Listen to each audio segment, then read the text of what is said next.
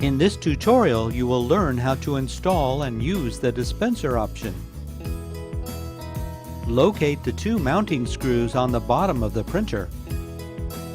Remove the mounting screws with a T10 driver.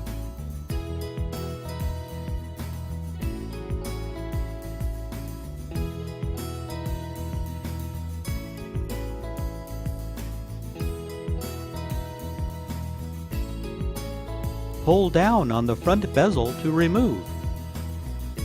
Position the dispenser option and slide up to engage. Reinstall the two mounting screws.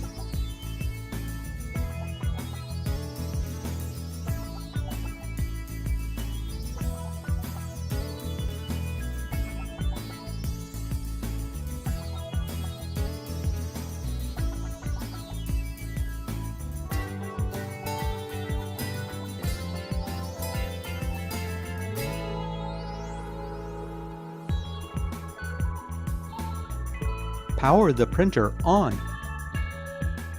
To use the dispenser, first open the printer. Open the roll holders and insert the media roll. Push the media down under the guides. Close the printer. Open the dispenser door. Push the end of the media through the slot.